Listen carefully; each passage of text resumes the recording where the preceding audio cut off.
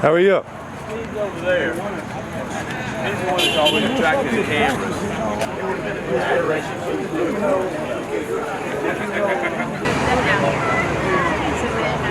How you guys doing?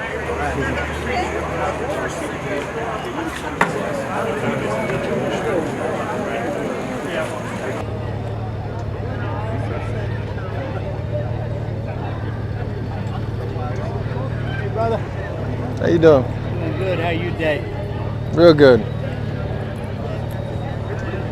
How about yourself? Blessed. Oh, Jim Hancock. Nathaniel Quaylar. Nathaniel. Strong name, Nathaniel. Yep. Thank you. My grandma gave it to me. Tell you what, Told me it means gift from God. grandmas are special. Yes, they are. Yes, they are. Was you in? I was in the Marines, Marines? for 10 years. Okay. Son-in-law put in 20. He got out about 5 years ago. Nice. Yep. What about yourself? Navy, 64 to 68. Okay. Thank you for your service. Appreciate it. You too. Thank you. Where were you stationed? West Coast mostly all the time. San Diego, Long Beach, and went to A school in San Francisco on Treasure Island. Nice. Pretty nice. That sounds fun. That was good. Yeah, that was. I was in Pendleton for all my time. Pendleton. Yeah. Yeah. We boot camp, which used to watch you guys from Naval Training Center across the inlet there. We got Sundays off during boot camp. And used to watch the Marines running up the beach on the other side. They didn't get Sundays off, I don't think. No. We got no days off. Yeah. I was actually a Parris Island Marine. Okay. But yeah, that seems a little more torturous to watch those planes come in and out.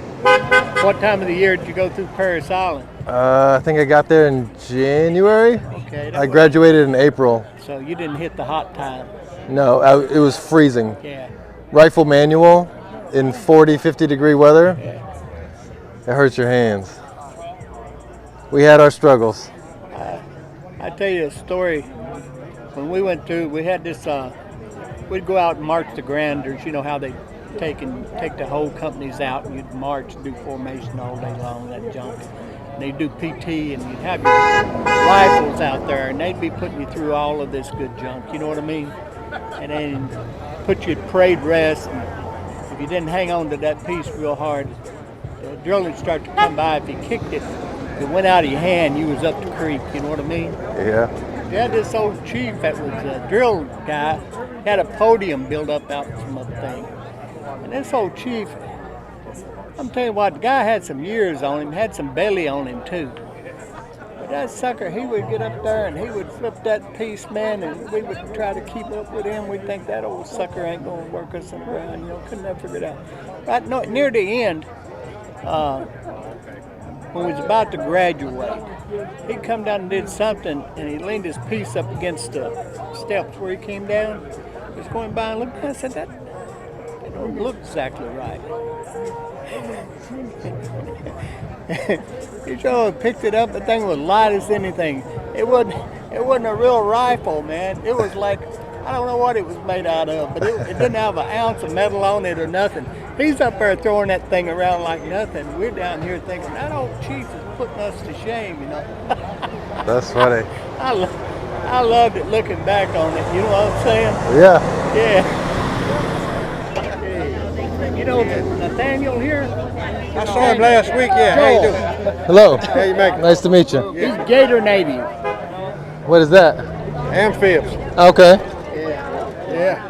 I rode around with them a little bit on Pendleton. They tried to get us to go splash in the jetty, and I said, hell no. Hey, we drop them off and leave them. Yeah. Might come back, might not. Yeah, most of my time was on St. Paul heavy cruiser. It was last heavy cruiser that was still using black powder. 2 bags of black powder behind. Our main batteries was 8 inches. we were one step down from the battle wagons. They were 16 inches. So we were the last ones to still use 2 bags of black powder behind the projectiles. And why was that? Just because that's the guns that you ran? That's what they took? Well, that's how old the ship was. Gotcha. Got it? Yeah. It never got upgraded. So, we're still using the bag powder when we were over there. Interesting. Yeah. Where'd you guys go? Or what'd you do? The first time I was over in '66, we mostly sat at the DMZ and fire support for you guys in the Army. Okay, we could reach 14, 16 miles, and then we'd run up and down the coast also. But mainly we stayed DMZ south. We were over there when the Forrestal got lit up. Carrier, you remember the one? Okay, John McCain was on. The one that they were loading up armament and a rocket went off and it just kept igniting both bombs and JP fuel, and she about burned up out there, you know what I mean? But they salvaged it. And then '67 went back, and from that time we did a lot of what they call wibblik hunting, and we shot from the DMZ up to just below Hanoi. Yeah, mainly North Vietnam on that trip. Interesting. Yeah. You miss it? You miss any of it? I tell you what, I went in right out of high school, volunteered. I got out of high school. I come from back in the hills of Tennessee, little town I was from. Wasn't a whole lot to do. Shirt factory. If you didn't do farming, it was either a service station, work, you know what I mean? It just wasn't a lot of work there. So when I got out of high school, I just kind of hung out and ran wild for a month or two. And my dad was a construction worker. He come home one day, just wet from top to bottom, you know what I mean? I'm laid up in there on the couch smoking his cigarettes. He looked at me and he said, "Boy, you need to find something to do." Okay?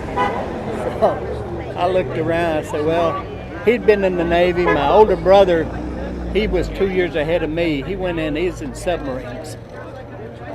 So I thought, well, submarines would sound good, and torpedo man. I didn't know what that was, but it sounded cool. It does sound cool. Yeah, so 3 of us were going in on the buddy system. I don't know if you guys had the buddy system, but if you signed up together, the recruiter said you could go through boot camp together. They wouldn't guarantee you service duty together, you know what I'm saying? Hey, brother. Hey, boats. Yay. But you could go through boot camp together. So 3 of us signed up together. We were going to go in the Navy together, okay, out of high school. So went up, you had to take a written test. Well, a guy named Johnny Van Dishman, he failed the written test. Failed it? Failed it. That's hard to do, but he managed. So that left me and a guy named Eugene Walker. So we went through, passed the test, went up to take and sign before we had to go to Nashville to take the oath. Well, I got ready to sign. The guy looked at Eugene. He said, "You got a warrant out for your arrest. We can't take you." No shit. Looked at me and said, "Sign right here." I looked around and I said, "I'm not sure I want to do this."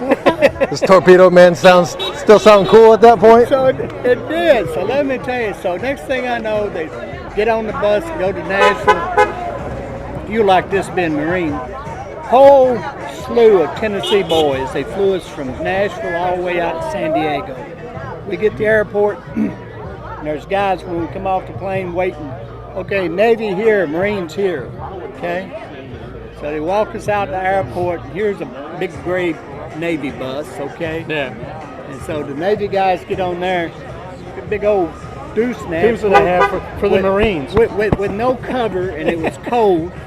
And the dudes are yelling at them dudes already. They got them in the back of that thing, sitting at attention, won't do anything.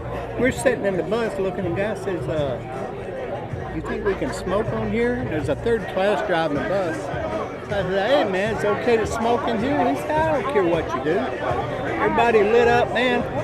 We pulled out puffing on the weeds, and them poor gyrenes, man, they're sitting at attention. The dude just yelling at the top of his voice at him. And I thought, man, I joined the right service, okay? Comparatively speaking.